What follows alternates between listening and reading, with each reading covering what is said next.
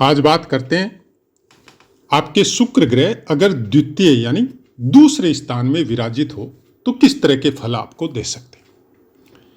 भावानुसार जीवनाथ जी कहते हैं कि जिस मनुष्य के जन्म समय में शुक्र अगर धन भाव में हो तो उसका सुख और शरीर मतलब धन भाव में हो तो मुख और शरीर दोनों सुंदर होता है और वैसा ही चीज देखने से उनको सुख भी महसूस होता है। मतलब ऐसा ही कोई सुंदर या सुंदर मुख वाला या शरीर सुंदर वाला जब आप कोई पुरुष या स्त्री को देखते हैं तो उसके प्रति आप खुद भी आकर्षित होते हैं। बुद्धि बहुत तीव्र होती है।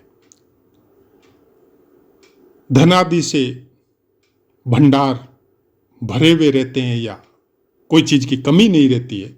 ऐसा कुछ भावानुसार दूसरे स्थान के शुक्र का फल बताया गया है। लेकिन हम लोगों की चर्चा है सिंह लगन की, और सिंह लगन में शुक्र ग्रह आपके पराक्रमेश और आपके कर्मेश मतलब आपके तृतीय स्थान का स्वामित्व और आपके दूसरे स्थान का स्वामित्व शुक्र ग्रह को प्राप्त होता है।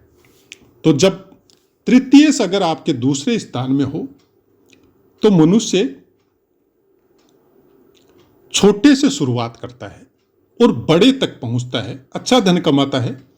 शुरुआत में थोड़ी प्रॉब्लम आती है लेकिन बाद में वो अपने कर्मों के द्वारा मतलब अपने पराक्रम के द्वारा उन टारगेट को अचीव करता है और धनी होता है। लेकिन अगर आपका दशमेश अगर दूसरे स्थान पे हो तो जातक धनी, गुणवान, राजा से सम्मानित, परोपकारी, पिता व अन्य कुटुंबीजनों से सुख भोगने वाला होता है। तो ये जितनी भी बातें अभी तक हमने आपको बताई है वो आपके पुस्तकों के अनुसार ही है। हालांकि पुस्तकों में और भी वर्ग कुंडलियों के द्वारा बहुत कुछ लिखा गया है, लेकिन सब बातें तो आप भी जानते हैं कि संभव नहीं है। इसलिए बहुत बार पाठों में हमने आपको बताया है। इस चैनल का उद्देश्य ये नहीं है कि इधर उधर की बातें करके थोड़ा इसको अच्छी तरह चित्रों के द्वारा डेवलप करके आपको भ्रमित किया जाए, नहीं। हम वही बातें करने की कोशिश करते हैं जो एक्चुअल में हमने पढ़ी है और हम उसको समझते, क्योंकि हमें आपसे धन नहीं चाहिए। हम किसी की कुंडली का प्रिडिक्शन करते नहीं है, न हमने कोई फोन नंबर दिया है, न हम ऐसा करते। तो जब हमको धन नहीं चाहिए तो हम आपको गलत रास्ता क्यों दिखाएं? हमको जरूरत नहीं है उसकी। तो आप अगर कोई भी ज्योतिष का चैनल सुनते हैं, चाहे हमारा चाहे किसी का भी, आप पुस्तक भी रखिए। कम से कम एक पुस्तक आपके पास जरूर होनी चाहिए जिसका नाम है वृहत होरा पाराशर शास्त्र। उसका अध्ययन कीजिए, उसका पठन कीजिए, उस पर मनन कीजिए। एक बार नहीं, जब समय मिले तब एक या दो बार शुरुआत से लेके अंत तक, फिर जब समय हो आपके पास आप उसको जीवन में उतारने की कोशिश कीजिए। फर्स्ट फलादेश मत कीजिए अपनी कुंडली या किसी और की कुंडली का, क्योंकि फर्स्ट नजर आपकी भौतिक दृष्टि से आएगी कि शुक्र आपका धन भाव में बैठा है तो आप धनी होंगे। दूसरा भाव बहुत कुछ कारकत्वों से कौन सा धन आएगा आपके पास, यह वाणी का भी भाव है। आप गायक हो सकते हैं, आपका गला सुरीला हो सकता है, या आप वक्ता हो सकते हैं, बहुत अच्छा भाषण देने की कला आपके अंदर हो सकती है,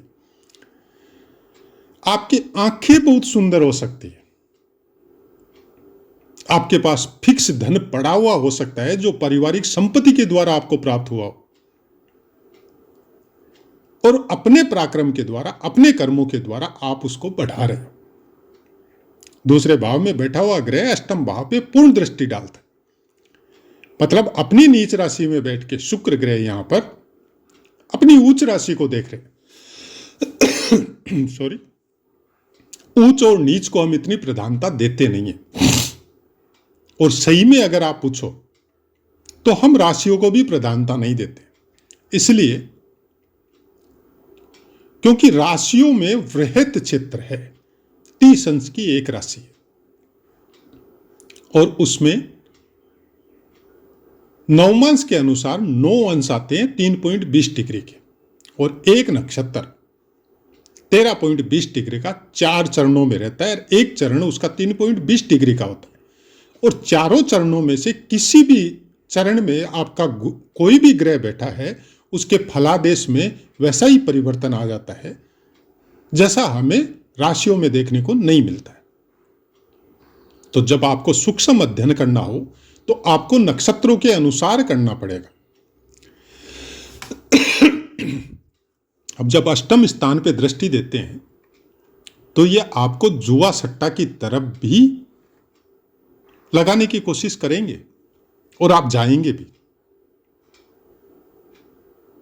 लेकिन अगर नहीं गए तो भी आपको प्रारब्ध के द्वारा प्राप्त हुआ है, यह आपके काम अचानक करवाएगा कि आपने सोचा ही नहीं है, वहां से आपको धन दिला दिया इसने।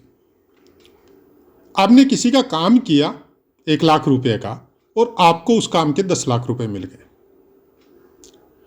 मतलब अचानक और बिना कोई इमेजिनेशन के, बिना कोई प्रिडिक्शन के आपको जो चीज प्राप्त हो रही है वो शुक्र दूसरे स्थान पे बैठ के अष्टम स्थान पे दृष्टि देने की वजह से हो रही है।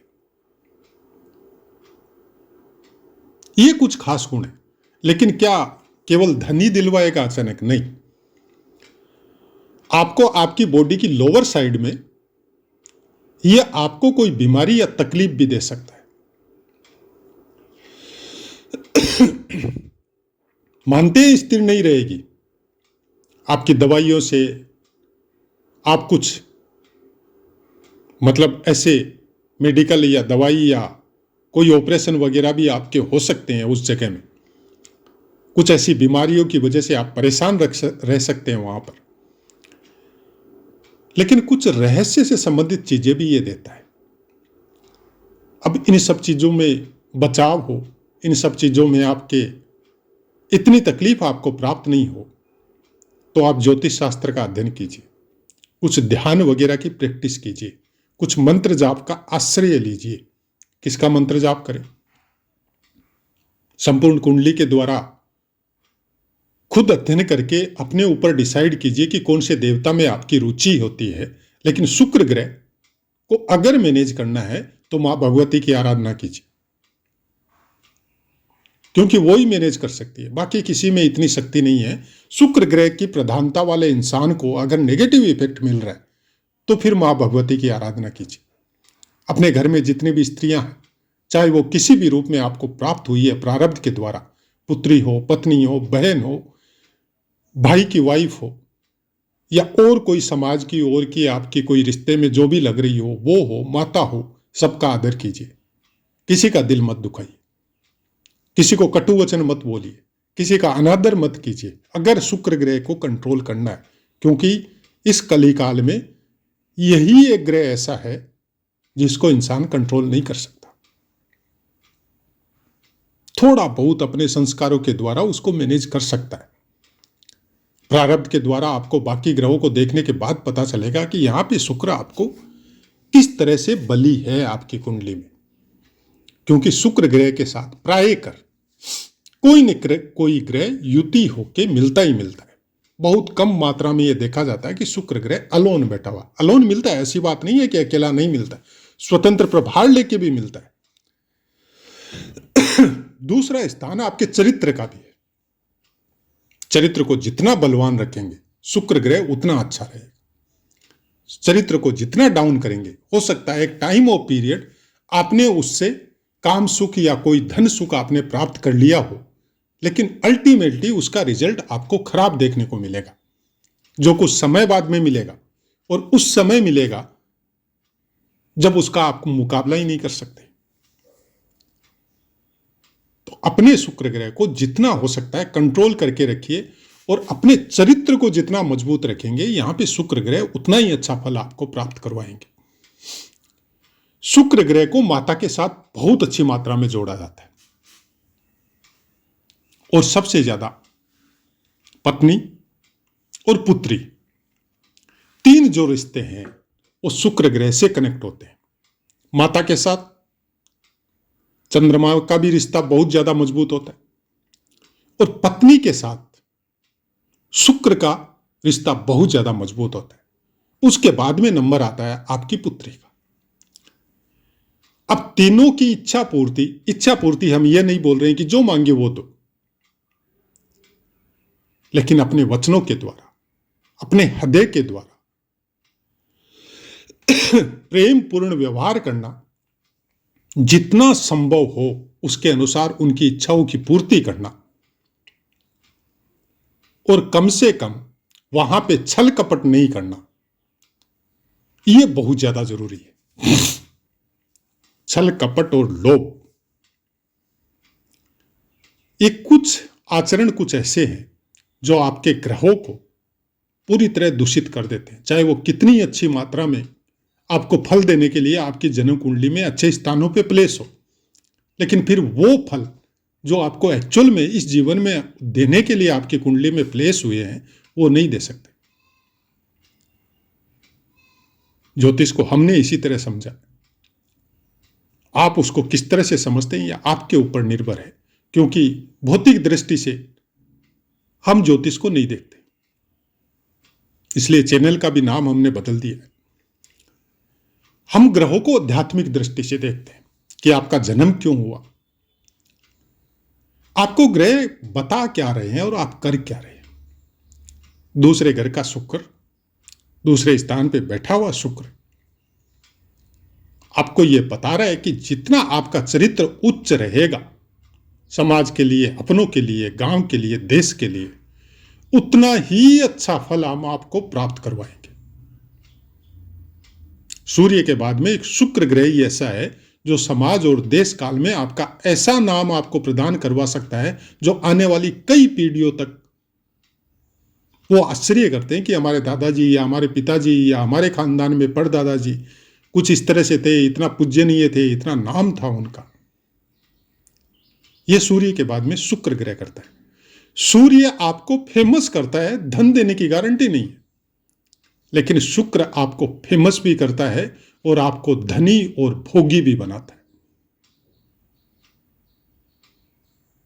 लेकिन बात चरित्र की जहां आती है, वहां अगर आपने ठीक नहीं रखा अपने चरित्र को, तो फिर वो शुक्र ग्रह किस समय में क्या करे, क्योंकि बिजली की स्पीड से शुक्र तत्व आपको फल देने में संभव है। तो आशा है मित्रों पाठ समझ में आया होगा। अब अपनी वाणी को विराम देते हैं, आपसे आज्ञा लेते हैं। जय माता।